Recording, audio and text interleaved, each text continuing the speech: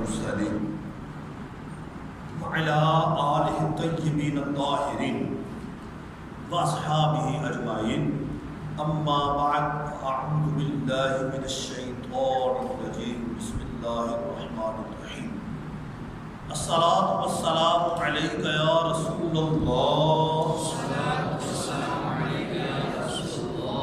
وعلى آلك وأصحابك يا حبيب الله الصلاة والسلام عليك يا نبي الله وعلى آلك وأصحابك يا نور الله نويت سنة الاعتكاف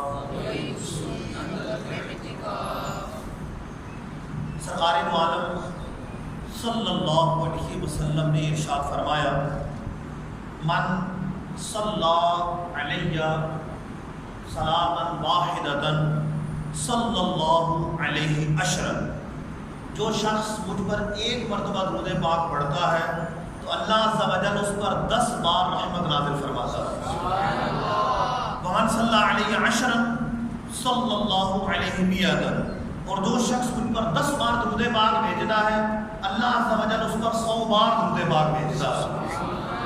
ومن صلی علیہ مئۃ صلی اللہ علیہ الفا، اور جو شخص مجھ پر 100 بار درود پاک بھیجتا ہے اللہ عز و جل اس پر 1000 بار رحمت نازل فرماتا ہے۔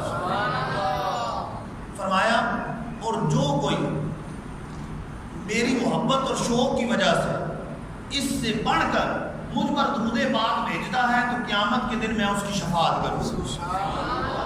صلو علی الحبیب صلی اللہ تعالی محمد صلی اللہ علیہ وسلم صلاۃ و سلام علیک یا رسول اللہ۔ حجت الاسلام امام محمد بن محمد غزالی علیہ رحمت الوالی احیاء العلوم میں تصوف کے 4 درجات بیان کرتے ہوئے ارشاد فرماتے ہیں الناس کلہم موتا الا العلماء، لوگ تمام کے تمام مردہ ہیں، زندہ وہ ہیں جو علم والے، زندہ وہ ہیں جنہیں رب نے علم عطا فرمایا ہے، جو علم والے۔ پھر فرمایا والعلماء کلہم نیام الا العاملین، جو علم والے ہیں وہ بھی سب کے سب سو رہے، جاگ وہ رہے ہیں جو اپنے علم پر عمل کرنے والے، جو اپنے علم پر عمل کرتے ہیں۔ تیسرا درجہ بیان فرمایا والعاملون کلہم فی خسران الا المخلصین، جو علم والے بھی ہیں عمل والے بھی ہیں لیکن پھر بھی خسارے میں، گھاٹے میں، فائدے میں وہ ہیں جن کے دلوں میں اخلاص، جن کے عمل کے اندر اخلاص، جو مخلص ہیں۔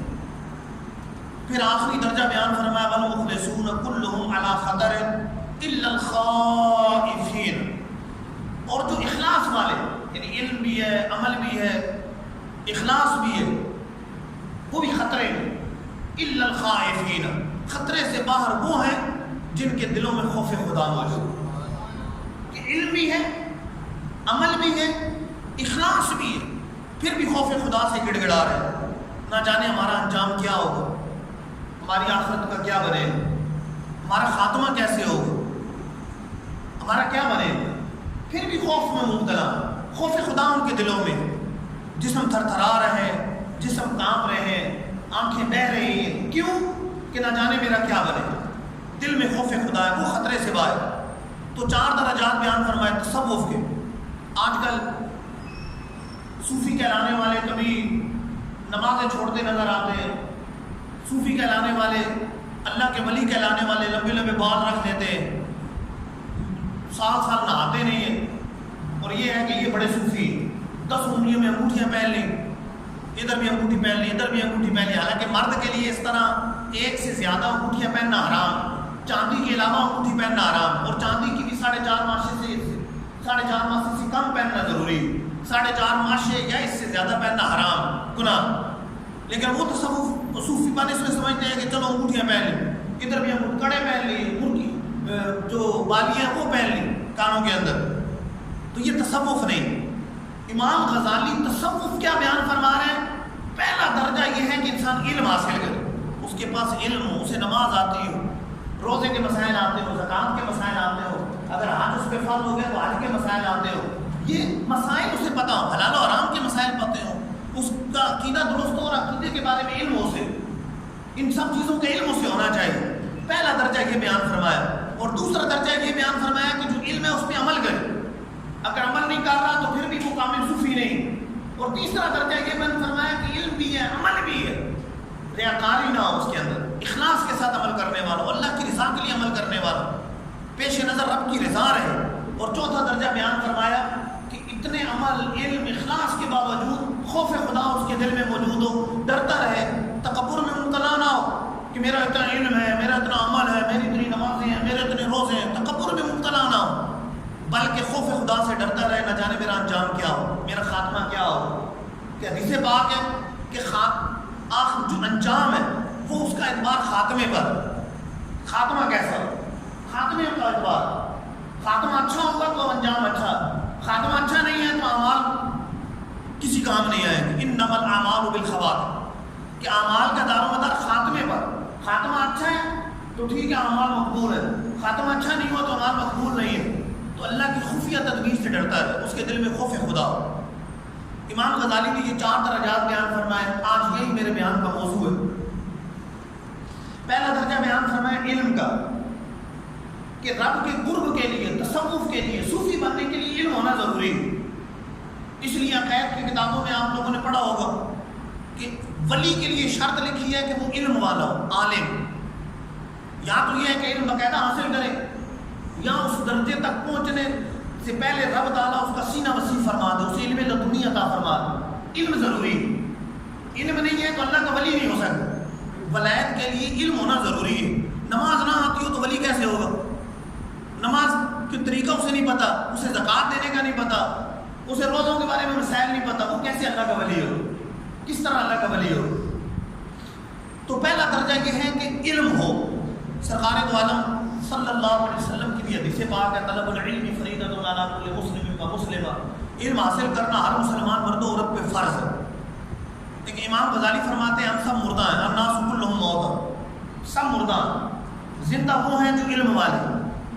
ہم کھا رہے ہیں، پی رہے ہیں، اٹھ رہے ہیں، جاگ رہے ہیں، چل رہے ہیں، پھر رہے ہیں، لیکن امام غزالی فرما رہے ہیں سب مردہ ہیں. زندہ وہ ہیں جو علم والے ہیں. امام غزالی درست فرما رہے ہیں. کھانا پینا، اٹھنا بیٹھنا، جاگنا، چلنا پھرنا، یہ تو حیوانات کے بھی کام ہے، جانور بھی یہ کرتے ہیں. اس میں انسان کی کیا تخصیص؟ انسان کی زندگی اور بالخصوص ایک مسلمان کی زندگی جانوروں سے ممتاز ہونی چاہیے. مسلمان کی زندگی کا تو ہر پہلو سنت مصطفیٰ کے مطابق، اس کی اٹھایا ہوا ہر قدم شریعت مصطفیٰ کے مطابق، اس کی زندگی کا ہر لمحہ سرکار دو عالم صلی اللہ علیہ وسلم کی تعلیمات کے مطابق، قرآن و حدیث کی تعلیمات کے مطابق. اور یہ تب ہوگا جب اس کے پاس علم ہوگا. یہ زندگی تب ملے گی جب اس کے پاس علم ہوگا. علم نہیں ہوگا تو عمل کیسے کرے گا؟ اس لیے حدیث پاک میں فرمایا کہ علم کا حاصل کرنا ہر مسلمان مرد و عورت پر فرض ہے. طلب العلم فریضۃ علی کل مسلم و مسلمہ. علم حاصل کرنا ہر مسلمان مرد و عورت پر فرض ہے. کون سا علم فرض؟ اعلیٰ حضرت امام اہل سنت امام احمد رضا خان علیہ رحمۃ الرحمان نے فتاوی رضویہ شریف میں اسی حدیث کے بارے میں پوچھا گیا تو آپ نے اس حدیث کی شرح کرتے ہوئے بیان فرمایا کہ کون سا علم فرض ہے. فرماتے ہیں ہر انسان اس کے حال کے مطابق علم حاصل کرنا فرض ہے. سب سے پہلے تو عقائد کا علم حاصل کرنا ضروری ہے کہ جس سے انسان صحیح العقیدہ مسلمان ہوتا ہے، صحیح العقیدہ سنی ہوتا ہے، سب سے پہلے تو اس کا علم ضروری ہے. اور اس کے بعد نماز فرض ہوئی تو نماز کا علم حاصل کرنا فرض ہو گیا. روزہ فرض ہوا تو روزے کا علم حاصل کرنا فرض ہو گیا. جیسے بالغ ہوا روزے کا علم حاصل کرنا فرض ہو گیا. زکوٰۃ فرض ہوئی رب نے مال دیا تو زکوٰۃ کا علم حاصل کرنا فرض ہو گیا. حج فرض ہوا رب نے مال دیا تو حج کا علم حاصل کرنا فرض ہو گیا. اسی طرح حلال و حرام کا علم حاصل کرنا اس پہ فرض ہے کہ حلال و حرام کا علم حاصل کریں گے میرے لیے حلال ہے یہ حرام. یہ نہ ہو کہ انگوٹھیاں پہننے لگے بعد مجھے پتہ ہی نہیں تھا کہ حرام ہے. سونے کی انگوٹھی پہن لے بعد میں کوئی بتا دیا مجھے تو پتہ ہی نہیں تھا یہ حرام ہے، مجھے اس کا علم ہی نہیں تھا. تو حلال و حرام کا علم سیکھنا اس پہ فرض ہے. اس طرح معاملات کاروبار کرتا ہے تو کاروبار کا علم حاصل کرے. نکاح ہوا تو نکاح کا علم. اب نکاح کے آگے جو معاملات ہیں بچوں کی تربیت کیسے کرنی ہے اس کا علم حاصل کرنا فرض ہے. نوبت آتی ہے تو کس صورت میں طلاق دینا جائز ہے، کس صورت میں منع ہے، اس کا علم حاصل کرنا فرض ہے، کن الفاظ سے طلاق ہو جاتی ہے کن سے نہیں ہوتی، اس کا علم حاصل کرنا اس پہ ضروری ہے۔ تو یہ علم ہر مسلمان کے لیے ضروری ہے کہ نہیں علم حاصل کرے، علم سیکھے۔ یہ نہ ہو کہ نماز کی بنیادی علم ہی حاصل نہیں ہے، نماز فرض ہے، 5 وقت نماز پڑھنی ہے، اسے اتنا ہی نہیں پتا کہ بھائی نماز کے اندر سجدے کے اندر کتنی انگلیاں لگانا، لپیٹ لگانا فرض ہے۔ کئی لوگ پیچھے سے قدم اٹھا لیتے ہیں، پاؤں اٹھا لیتے ہیں، حالانکہ 10 میں سے 1 انگلی کا پیٹ لگانا فرض اور 6 انگلیوں کا پیٹ لگانا واجب، یعنی پیچھے سجدہ کریں گے تو 6 انگلیوں کا پیٹ لگائیں گے یوں کر کے، یہ نوک خالی نہیں، یوں نوک نہیں لگائیں گے، انگلیوں کا پیٹ اگلا حصہ لگائیں گے، کم از کم 6 انگلیاں، 10 کی 10 لگانا سنت ہے، کم از کم 6 لگائیں گے تو واجب ادا ہو، ورنہ نماز ناقص ہوگی، نماز ہی نہیں ہوگی، نماز ناقص ہوگی، دوبارہ پڑھنی پڑے گی۔ اور 1 انگلی کا پیٹ بھی نہیں لگایا تو نماز اصلا ہوگی نہیں، فرض ہی ادا نہیں ہوگا، سجدہ نہیں ہوا تو نماز ہی نہیں ہو۔ اب یہ علم حاصل کرنا فرض ہے۔ کئی لوگ اٹھتے بیٹھتے قمیض کو سیٹ کرتے رہتے ہیں، 100 دفعہ سمجھایا جائے پتہ بھی ہو پھر بھی توجہ نہیں رہتی، حالانکہ قمیض اٹھتے بیٹھتے قمیض سے کھیلتے رہنا، بلا وجہ قمیض سیٹ کرتے رہنا کہ کاٹن تو نہیں، وہ استری تو نہیں اس کی خراب ہو گئی، تو اب یہ جائز نہیں ہے۔ داڑھی سے کھیلتے رہتے ہیں، ابس باللحیہ، یہ جائز نہیں ہے۔ ایک مسئلہ میں بتاتا ہوں، یہاں اتنے اسلامی بھائی موجود ہیں، اب کتنوں کو پتہ ہے خود اندازہ لگا لیں۔ ایک مسئلہ یعنی اور اتنا اہم مسئلہ ہے کہ اس میں شاید ہر کوئی مبتلا، نماز کا مسئلہ۔ مسبوق اس نمازی کو کہتے ہیں جس کی 1-2 رکعتیں رہ گئی، 1 رکعت رہ گئی، 2 رکعتیں رہ گئی، 3 رہ گئی، 4 رہ گئی، وہ مسبوق ہے۔ جو شروع سے امام سے ملتا ہے وہ مدرک ہے، جس کی رکعتیں رہ گئی وہ مسبوق ہے۔ اب امام کو سجدہ صاحب ہو، امام نے سجدہ صاحب کے لیے السلام علیکم سلام پھیرا، تو مسبوق کے لیے حکم یہ ہے کہ سلام نہ پھیرے، سلام پھیرے بغیر وہ 2 سجدے کرے گا امام کے پیچھے، پھر امام جب اپنا پھیرے گا وہ اپنی رکعتیں ادا کرے گا بعد میں، لیکن سجدہ صاحب کرتے ہوئے سلام نہیں پھیرے گا۔ جان بوجھ کے اگر اس نے سلام پھیرا کہ امام پھیر رہا ہے مجھے بھی سجدہ صاحب کے لیے پھیرنا چاہیے تو اس کی نماز بھی ٹوٹ جائے گی۔ ہمارے یہاں کئی ایسے ہوتے ہیں کہ 1-2 رکعتیں رہ گئی، پیچھے صف کھڑی ہوتی ہے، نماز کے وقت 2 صفیں آدھی صف کھڑی ہوتی ہے۔ اب امام کو سجدہ صاحب ہو سکتا ہے کوئی ایسی غلطی ہوگی کہ سجدہ صاحب ہو گیا، سجدہ صاحب کرنا ہے۔ اب امام نے سجدہ صاحب کیا تو مقتدی کے لیے حکم یہ ہے، جو مسبوق مقتدی، مدرک نہیں، مدرک سلام پھیرے گا، جو مسبوق ہے جس کی رکعتیں رہیں وہ اگر سلام پھیرے گا اس لیے کہ مجھے بھی امام کے ساتھ پھیرنا چاہیے، اس کی نماز ہی ٹوٹ جائے، اور بھول کے پھیرے گا تو نہیں ٹوٹے گی۔ لیکن اب یہ کتنے مقتدیوں کو پتہ ہے، اب اندازہ لگائیں بہت کم کو پتہ ہو، حالانکہ نماز کا مسئلہ ہے۔ اس طرح نماز کے 1-2 نہیں سینکڑوں ہزاروں مسائل ہیں کہ لوگ غافل ہوتے ہیں، سجدہ صاحب کا ہی نہیں پتہ تو کب سجدہ صاحب ہونا ہے کب نہیں ہونا۔ فرض صحیح طریقے سے ادا کر سکے اتنا علم حاصل کرنا تو فرض ہے، ضروری ہے کہ اتنا علم حاصل کرے تاکہ نفاذ کو اچھے طریقے سے ادا کر سکے۔ زکوٰۃ کا مسئلہ ہے، ہزاروں لوگ ایسے ہوتے ہیں جن پہ زکوٰۃ فرض ہوتی ہے، وہ یہ سمجھتے ہیں ہم پہ فرض نہیں، ہم غریب آدمی۔ مثال کے طور پہ دکاندار، پرچون کا دکاندار، چھوٹی سی دکان، اب وہ تاجر ہے، اس کا مال آ رہا ہے جا رہا ہے، وہ تاجر ہے۔ اب اگر اس کی دکان پہ 75,000 روپے 75,000 روپے چاندی، 52.5 تولے چاندی کی جتنی رقم بنتی ہے اس وقت کے لحاظ سے تقریباً 75 بنتی، 75,000 روپے دکان کے اندر موجود ہے تو زکوٰۃ اس پہ فرض ہے۔ اور آپ کو کئی ایسے چھوٹے دکاندار ٹھیکا لگانے والے وہ ملیں گے، ہو سکتا ہے زکوٰۃ لے رہے ہوں، حالانکہ مال تجارت پڑا ہوا ہے اور مال تجارت 70-80 ہزار روپے ہے، اس سے زیادہ ہی ہوگا۔ چھوٹی سے چھوٹی دکان بھی ہو تو 70-80 ہزار سے تو زیادہ ہی مال رکھا ہوگا، 1-2 لاکھ کا مال رکھا ہوگا، لیکن زکوٰۃ دینے کی طرف توجہ نہیں، علم ہی نہیں ہے کہ مجھ پہ زکوٰۃ فرض ہے۔ گھر میں سونا رکھا ہوا ہے، اتنا پتہ ہے 7.5 تولے سونے پہ زکوٰۃ ہے، لیکن اگر 7.5 تولے سونا نہیں ہے، 1 تولے یا 2 تولے، 7.5 تولے پر زکوٰۃ ہے، اس سے کم پہ نہیں، تو اگر 1 تولہ 2 تولہ 3 تولے تو اس پہ زکوٰۃ نہیں ہے۔ لیکن اگر 1 تولے 2 تولے کے ساتھ اس کے پاس چند روپے بھی موجود ہے تو اس پہ زکوٰۃ فرض ہے۔ ایک عورت ہے اس کے پاس 2 تولے سونا گھر میں رکھا ہوا اور اس کے پاس بالفرض 100 روپے اضافی طور پہ کہ خرچ نہیں کرنے یعنی رکھے ہوئے 100 روپے، تو آپ اس پہ زکوٰۃ فرض ہو جائے۔ اور اگر خرچے کیے بھی ہیں لیکن وہ خرچ ابھی تک کیے نہیں، کوئی چیز منگوائی نہیں، چینی منگوائی نہیں، آٹا منگوایا نہیں، خرچے کے، اور اس کی ملک ہے، شوہر کے نہیں ہے، شوہر نے خالی خرچے کے لیے نہیں دی، مالک کر دیا، تو وہ اور سونا ملائیں گے تو 52 تولے چاندی کی قیمت تو بن ہی جائے گی اور زکوٰۃ فرض ہو جائے گی. لیکن ادھر توجہ نہیں ہوتی، یہ ہوتی بھائی 1 تولہ سونا ہے، 2 تولے سونا ہے، حالانکہ 1 تولے سونا ہے اور ساتھ کچھ 100 روپے رکھا ہوا ہے، 200 500 چلو 50 روپے 10 روپے 5 کا سکہ، 5 کا ٹھپا رکھا ہو، 1 روپے والا سکہ رکھا ہو اور چاندی کی سونے کے ساتھ ملائیں گے تو 52 تولے چاندی کی رقم بن جائے گی، زکوٰۃ فرض ہے. لیکن اس کا علم نہیں، توجہ نہیں، اور یہ بھی نہیں شوق کہ ہم پوچھیں، سوال کریں، استفتاء کریں، پوچھیں. قرآن میں رب کیا فرما رہا ہے؟ فَاسْأَلُوا أَهْلَ الذِّكْرِ إِن كُنتُمْ لَا تَعْلَمُونَ. تمہیں علم نہیں ہے تو علم والوں سے سوال کرو، علم والوں سے پوچھ لو، استفتاء کر لو، سوال کر لو، فتویٰ لے لو. تو قرآن میں رب کہہ رہا ہے تم فتویٰ لے لو، پوچھ لو کہ بھائی میرا اتنا مال ہے، زکوٰۃ تو مجھ پہ زکوٰۃ کیسے بنے، روزوں کا علم حاصل کرو. اسی طریقے سے حلال و حرام میں تو کئی لوگ پڑے ہوتے ہیں. یہ میں نے انگوٹھیوں کے مسائل بیان کیے، انگوٹھیاں پہنے ہوتی ہیں، کانوں کے اندر جو ہے نا وہ بالیاں پہنی ہوتی ہیں، بعض وقت کڑے پہنے ہوتے ہیں. حالانکہ مرد کے لیے کڑے پہننا حرام ہے، مرد کے لیے سونے کی انگوٹھی، لوہے کی انگوٹھی، چھلے پہننا حرام ہے. صرف چاندی کی انگوٹھی کی، وہ بھی 4.5 ماشے سے کم، وہ بھی ایک ہی، اور وہ بھی نگ والی پہننے کی اجازت ہے. یعنی یہ 5 شرطیں پائی جائیں گی تو انگوٹھی کی اجازت ہے، لیکن اس کے علاوہ کوئی انگوٹھی جائز نہیں ہے، صرف چاندی کی، وہ بھی ان شرائط کے ساتھ جائز، ورنہ جائز نہیں. اس طریقے سے کئی اس میں مبتلا ہوتے ہیں کہ انشورنس کروا لی، اب بعد میں پتہ لگتا اچھا انشورنس تو حرام ہے، سود اور جوئے پر، اچھا سود اور جوئے پر مشتمل ہے، تو اب کیا کریں؟ پہلے علم حاصل کرنا، حلال و حرام کا علم سیکھنا ہر مسلمان کے لیے لازم ہے. پہلے پوچھیں. جی ایم آئی میں رکنیت حاصل کر لی، گولڈن کی، اس طرح کی یہ ملٹی نیشنل کمپنیاں چلی ہوتی ہیں، چلو جی. اب بٹ کوائن یہ کرنسی چلی ہوتی ہے، حالانکہ وہ مال نہیں ہے بٹ کوائن، اب اس کا لین دین کر رہے ہوتے ہیں، اس میں مسائل ہیں، شرم جائز نہیں. تو حلال و حرام کا علم حاصل کرنا ہر مسلمان پہ فرض ہے، اور اس سے بڑھ کر عقائد کا علم حاصل کرنا ہے. پتہ ہے اللہ تعالیٰ کے بارے میں کیا عقیدہ رکھنا چاہیے. میرے آگے بیانات کے موضوع ہوں گے انشاءاللہ، اسی کو چلاؤں گا آگے.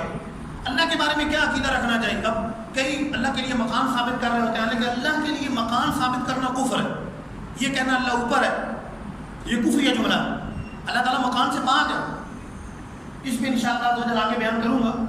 تو اس کا علم حاصل کرنا، عقیدہ اہل سنت کا علم حاصل کرنا. اب یہاں ذرا ایک میسج آ جاتا ہے کہ بتائیں میلاد کہاں سے ثابت ہے. حالانکہ میلاد پر ہمارے علماء کی کتابیں، سینکڑوں کتابیں لکھی ہیں، ہزاروں کتابیں لکھی ہوئی ہیں، وہ علم حاصل نہیں کیا. لیکن یہاں بس آ گیا، اچھا کیا فلاں نے میلاد بنایا، کیا فلاں نے میلاد بنایا، کیا فلاں نے ادھر میسج کر دیا، ادھر میسج کر دیا، خود وسوسے کا شکار ہوئی، وسوسے آگے بھیج دی اور خود علم حاصل نہیں کیا، میلاد کے بارے میں دلائل نہیں حاصل کی. حالانکہ قرآن و حدیث سے سینکڑوں ہزاروں کتابیں ان دلائل پر مشتمل میلاد کے موضوع پر لکھی گئی، علم غیب کے موضوع بھی لکھی گئی، کئی اور موضوعات پر جو عقیدہ اہل سنت ہے اس پر لکھی گئی، لیکن ان کا مطالعہ نہیں. خود بھی وسوسوں کے شکار ہو جاتے ہیں، دیگر آگے بھیج دیتے ہیں. وجہ کیا ہے؟ علم حاصل نہیں کی. حالانکہ علم حاصل سیکھنا ضروری تھا. پھر باطن کے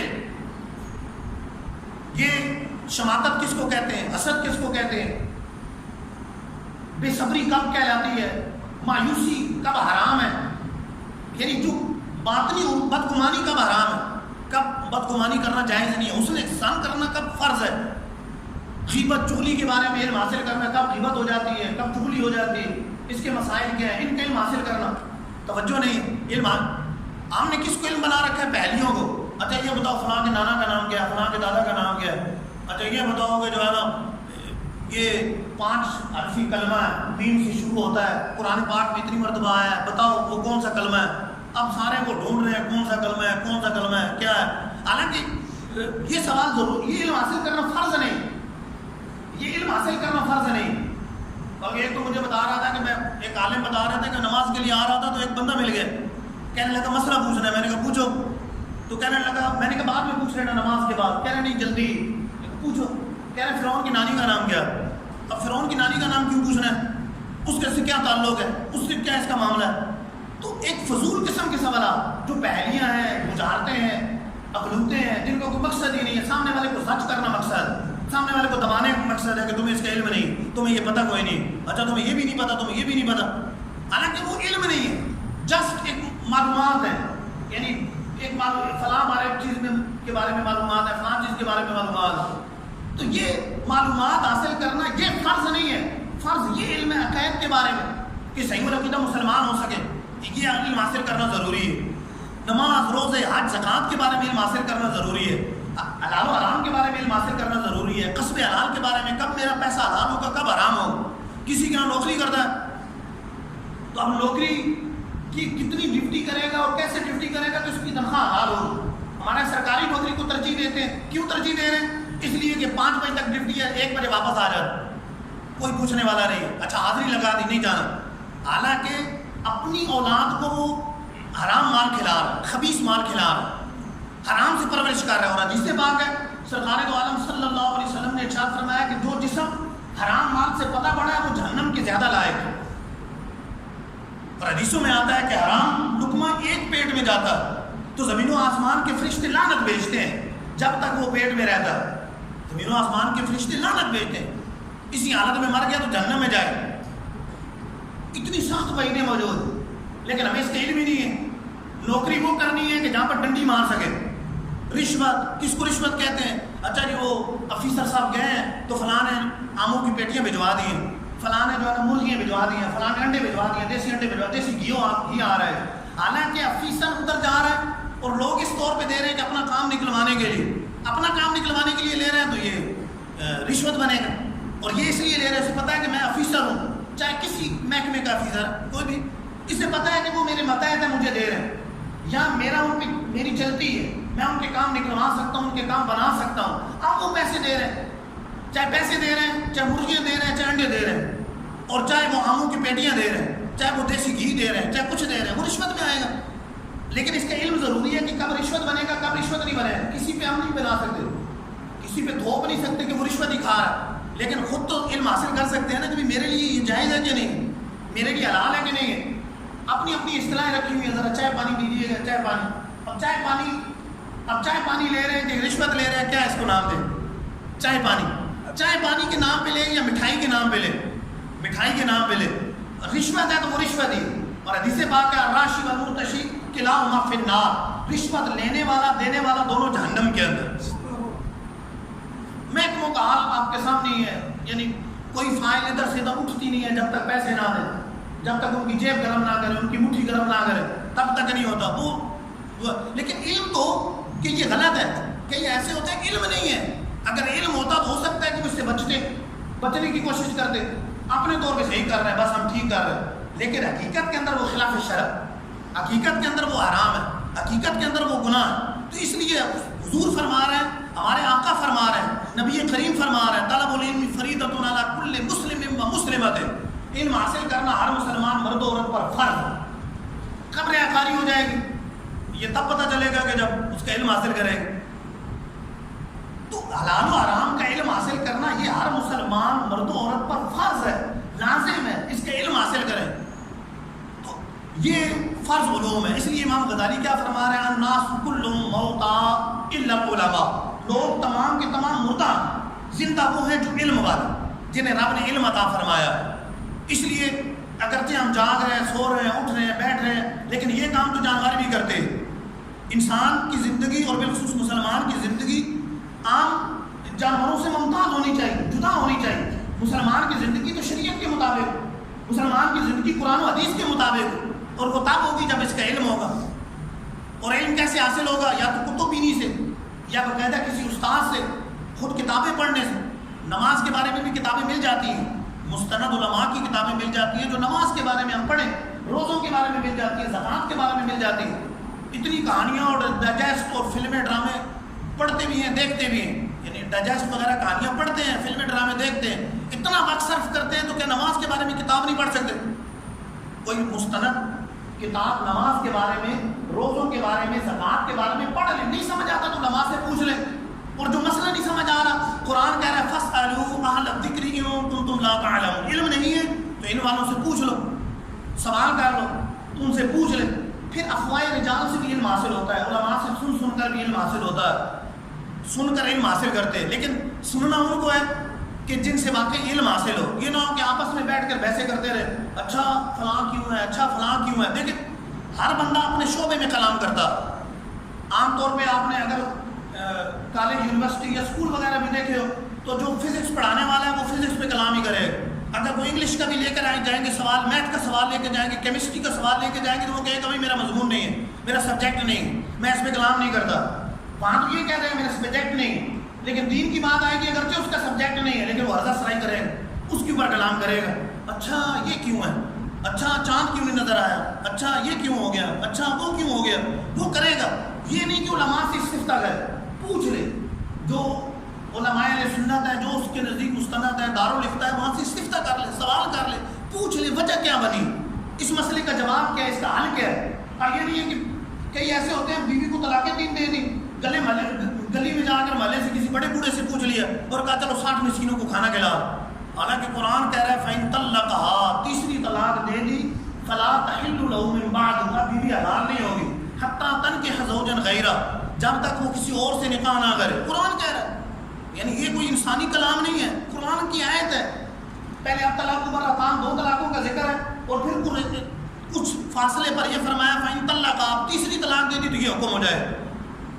لیکن بڑے بوڑھے سے پوچھ لیا اچھا 60 مسکینوں کو کھانا کھلا دو، اچھا چلو وہ بھی شکر کرتے ہیں 60 مسکینوں کو کھانا کھلا گئے تو فارغ ہو گئے اور پھر ہمیشہ کے لیے گناہوں میں مبتلا رہے. تو اب پوچھنا اس سے ہے کہ جو شعبے سے تعلق رکھتے ہیں، اس شعبے سے تعلق رکھتے ہیں. ویسے تو ہمیں پتہ ہے آئی اسپیشلسٹ فلاں ہے، آنکھوں کا علاج کرانا تو فلاں کے پاس جانا ہے.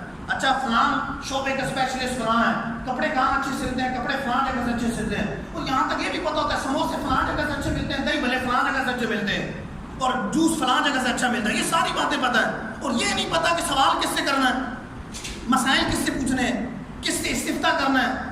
اور رب نے قرآن میں حکم دیا فَاسْأَلُوا أَهْلَ الذِّكْرِ إِن كُنتُمْ لَا تَعْلَمُونَ، یعنی اہل علم سے پوچھو. تو پتہ چلا پوچھنا کس سے، جو واقعی علم والے، جو شعبے کے اسپیشلسٹ ہیں، جن کو پتہ ہے اس بارے میں، جنہوں نے زندگی اس میں گزاری ہے، علم حاصل کیا، قرآن و حدیث کا علم ان کے پاس ہے. ان سے استفتاء کرنا ہے، ان سے پوچھنا ہے، ان سے سوال کرنا ہے، اور وہ جو جواب دے اس کے مطابق عمل کرنا ہے، اس کے مطابق عمل کرنا. تو لہٰذا یہ علم حاصل کرنا فرض ہے. اب علم کیسے حاصل کریں گے؟ سن کے، پوچھ کے، کتابیں پڑھ کے، اساتذہ کے پاس بیٹھ کے، علماء کے پاس بیٹھ کے. ہمارا تو افسوس یہ ہے کہ قرآن پاک پڑھنا نہیں آتا. غالب اکثریت یہ ہے کہ قرآن پاک صحیح نہیں پڑھتے اور اس کا علم بھی حاصل نہیں کرتے، اس طرف توجہ بھی نہیں دیتے. قرآن پاک کا تلفظ ٹھیک نہیں ہے. قرآن پاک کا تلفظ ٹھیک نہیں ہوگا تو نماز کیسے ہوگی؟ الحمدللہ کو الحمدو پڑھتے رہیں گے تو نماز کیسے درست ہوگی؟ قل هو اللہ احد، قل قاف پر کے بجائے کل کہتے رہیں گے تو نماز کیسے درست ہوگی؟ احد کو احد پڑھتے رہیں گے تو نماز کیسے درست ہوگی؟ تلفظ درست ہوگا تو نماز درست ہوگی. قرآن پاک نہیں پڑھنا آئے گا تو کیسے نماز درست ہو پائے؟ تو ہمارے یہاں بہت ساری جتنی بھی عمر ہوگی، سیکھنے کی عمر کوئی نہیں. حدیث پاک اطلب العلم من المہدی الی اللحد، علم حاصل کرو ماں کی گود سے لے کر قبر تک علم حاصل کرو. کوئی قید نہیں ہے، ابھی بھی پڑھ سکتے ہیں. کیا بچوں کو انگلش کی، فزکس کی، کیمسٹری کی، میتھ کی ٹیوشن پڑھانے کے لیے 10-10 ہزار روپے دے سکتے ہیں، 20-20 ہزار روپے دے سکتے ہیں؟ قرآن پاک پڑھانے کے لیے 1,000 روپے امام صاحب کو نہیں دے سکتے، قاری صاحب کو نہیں دے سکتے. یہاں تو یہ ہے کہ چلو بچے پڑھ رہے ہیں، قاری صاحب اکیلے پڑھا رہے ہیں، 100 بچے بیٹھے ہوئے ہیں، 150 بچے بیٹھے ہوئے ہیں. اب گھنٹہ بھی یہ ہے کہ اسکول سے پہلے فارغ کرنا ہے کہ بچوں نے اسکول جانا ہے. اب قاری صاحب 1 گھنٹے میں، جس میں 60 منٹ ہوتے ہیں، وہ 120 بچوں کو، یعنی 1 منٹ میں 2 بچوں کو قرآن پاک پڑھائیں گے. تو یہاں تو یہ پڑھے جائیں گے، اگر واقعی صحیح پڑھ دیں گے تو قاری صاحب کی کرامت ہوگی یا بچوں کی کرامت ہوگی. کرامت وہ ہے جو عقل میں نہ آ، واقعی عقل میں نہیں آتا. بچے کیسے پڑھیں گے؟ 100 بچے، 120 بچے بیٹھے ہوئے ہیں، پڑھ رہے ہیں قرآن پاک اور قاری صاحب پڑھا رہے ہیں. اب وہ 1 منٹ میں 2 بچوں کا سبق سنیں گے اور اسے سبق آگے دیں گے بھی. تو پھر ہوتا یہی ہے کہ جو اس طرح پڑھتے ہیں وہ پر بعد میں قرآن پاک پڑھ رہے ہیں تو ان کی شرم آ رہی ہوتی ہے. اونچی آواز سے پڑھیں گے تو صاحب والا سن نہ لے، آواز نیچی کر لیتے ہیں. جب اونچا پڑھ بھی رہے ہوتے ہیں تو نیچا کر لیتے ہیں کہ میری آواز اس تک نہ پہنچے، قرآن پاک کو سن نہ لے. اچھا درمیان میں لفظ ایسا آتا نہیں پڑھنا آ رہا، چلو چھوڑ کے آگے چلے. اب یہ بھی نہیں ہے کہ کسی سے پوچھ لوں قاری صاحب اس کو کیسے پڑھیں، ذرا تلفظ مجھے اس کا بتا رہے، چھوڑ کے آگے چلے جا رہے، سیکھتے نہیں. تو قرآن پاک سیکھنا بھی لازم ہے. اللہ عز و جل نے وہ کتاب ہماری طرف، ہمارے لیے، ہماری ہدایت کے لیے نازل فرمائی. رب تعالیٰ نے اس کتاب ہی کو پڑھنا نہ ہے. میٹرک کر لیا، ایف اے کر لیا، بی اے کر لیا، ایم بی بی ایس کر لیا، پی ایچ ڈی کر لی، یہ کر لیا، وہ کر لیا، سندیں، ڈپلومے، پتہ نہیں کیا کچھ حاصل کر لیا. قرآن پاک پڑھنا آتا ہے؟ نہیں، قرآن پاک پڑھنا نہیں آتا. یہ ان کے لیے کہ جن کو نہیں پڑھنا، جن کو آتا ہے بہت اچھی بات ہے، رب تعالیٰ نے اگر توفیق دی ہے پڑھنا. پھر بھی اگر اس خوش فہمی میں کہ آتا ہے تو سنا دیں، قاری صاحب کو بیٹھ جائیں، کبھی آدھا گھنٹہ لے لیں، کچھ فیس دے دیں، نذرانے کے طور پہ پیش کر لیں. خدمت قرآن پاک کا بدلہ تو نہیں دے سکتے، کچھ پیش کر دیں، کہہ دیں قاری صاحب آدھا گھنٹہ مجھے دے دیں، کچھ پڑھا دیں، قرآن پاک پڑھا دیں تو میں آپ سے پڑھ لیتا ہوں. تو جو پڑھنے والا ہے کوئی بھی کسی سے رابطہ کر لیں. آج کل تو آن لائن بھی اس طرح ٹیوشن پڑھائی جاتی ہیں، قرآن پاک پڑھایا جاتا ہے. آدھا گھنٹہ نکال لیں، پون گھنٹہ نکال لیں قرآن پاک کے لیے. تو کیا صبح سے شام تک وہ دنیاوی تعلیم حاصل کرنے کے لیے جس کا مقصد پہ ایک نوکری ہوتی عمومی طور پر، اللہ ماشاء اللہ کوئی اچھے مقاصد کے لیے بڑھے، عمومی طور پہ اس کا مقصد یہ ہوتا ہے کہ مستقبل روشن ہو جائے، نوکری لگ جائے، میں یہ بن جاؤں، میں وہ بن جاؤں. اس کے لیے دن رات ایک کیا، دن رات. تو قرآن پاک پڑھنے کے لیے آدھا گھنٹہ نہیں دے سکتے. اس کے لیے 2-2 لاکھ 3-3 لاکھ 6-6 لاکھ روپے جمع کروا کے ڈپلومے کرتے ہیں، سب کچھ کرتے ہیں. تو اس کے لیے کیا 500 روپیہ 1000 روپیہ دے کے قرآن پاک نہیں سیکھ سکتے، قرآن پاک کا علم حاصل نہیں کر سکتے، اپنا تلفظ ٹھیک نہیں کر سکتے. جتنی بھی عمر ہے، چاہے آپ 20 سال کے ہو گئے ہیں، 30 سال کے ہو گئے ہیں، 50 سال کے ہو گئے، جتنی بھی عمر ہے، قرآن پاک اگر پہلے پڑھا ہوا ہے تو پھر بھی قاری صاحب کو سنانے میں کیا آ رہا ہے؟ سنا دیں، ٹائم لے لیں، وقت لے لیں. اور نہیں پڑھا ہوا تو پڑھ لیں، اپنا تلفظ ٹھیک کر لیں، کوشش کر لیں. اگر ادھر سامنے بیٹھ کے دشواری ہو رہی ہے تو آن لائن بھی بہت جگہوں پہ پڑھایا جاتا ہے. کسی بھی قاری صاحب سے ٹائم لے کے آن لائن پڑھ لیں. موبائل تو ویسے ہی ہر ایک کے ہاتھ میں ہوتا ہے، اس کو کرتے رہتے ہیں، تو وہ قرآن پاک سیکھ لیں. تو حضور فرما رہے ہیں طلب العلم فریضۃ علی کل مسلم و مسلم، علم حاصل کرنا ہر مسلمان مرد و عورت پر فرض ہے.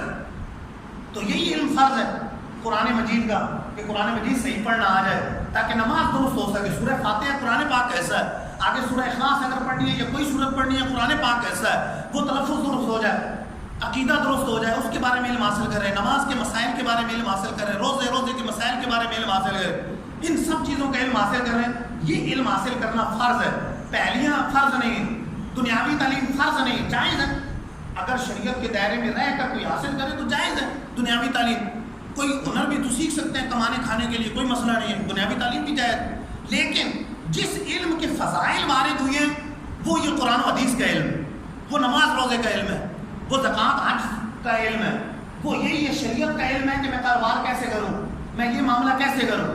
کاروبار کرنے کے لیے لوگ پتہ نہیں کتنے کتنے کورسز کرتے ہیں، اس کے لیے کلاسز اٹینڈ کرتے ہیں. میں کاروبار کرنا چاہ رہا ہوں، ذرا فلاں کلاس اٹینڈ کر لوں، پتہ چلے کہ کاروبار کیسے کرنا ہے، ڈیل کیسے کرنا ہے، how to deal face to face, deal کیسے کروں گا میں سامنے. اس طرح کے نام پہ کورسز کرتے ہیں، ٹائم مینجمنٹ کے نام پہ کورسز کرتے ہیں. تو کیا نماز کورس نہیں کر سکتے کہ میں نماز ہی سیکھ لوں، میں نے ہاتھ کیسے باندھنا ہے، رکوع میں کیسے جانا ہے. امام صاحب سے کسی بھی عالم کے پاس بیٹھ جائیں تو کوئی انکار نہیں کرے گا. نماز سکھانے سے کون انکار کرے گا؟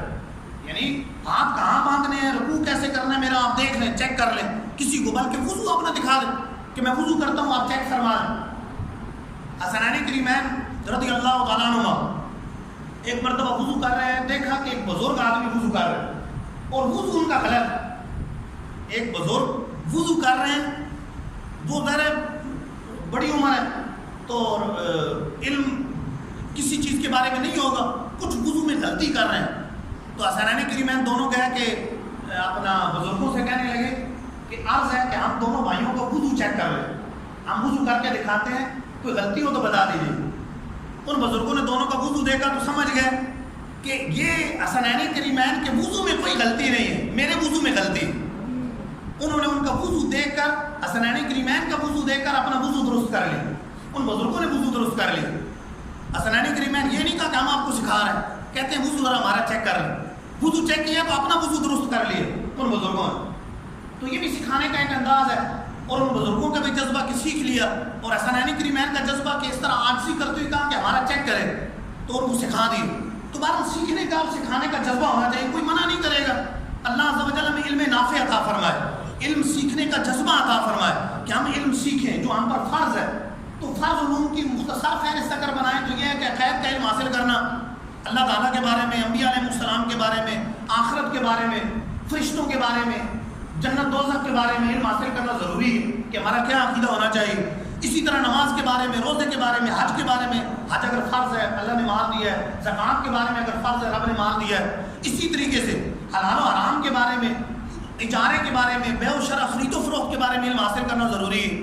اسی طریقے سے باطنی جو امور ہیں، محرکات، منجیات، غیبت، چغلی، حسد، شماتت، صبر، دوسرے مقابلے میں شکر، ان کے بارے میں علم حاصل کرنا ضروری ہے. تو یہ علم ہم حاصل کریں کہ سن کر، پوچھ کر، کتابیں پڑھ کے اس بارے میں علم حاصل کریں. نہیں سمجھ آتا تو کسی سے پوچھ لیں، اس طرح علم حاصل کریں. انشاءاللہ آگے میں اسی موضوع کو چلاؤں گا. اگلے دن جمعے کو جو میرے بیان کا موضوع ہوگا اللہ تعالیٰ کے بارے میں عقائد، کہ ہم اللہ تعالیٰ کے بارے میں کیا عقیدہ ہونا چاہیے. تو جو ضروری عقائد ہیں ان پہ بیان انشاءاللہ مشتمل ہوگا. اللہ تعالیٰ سے دعا ہے جو اس عمل کی توفیق عطا فرمائے. آمین بجاہ نبی الامین.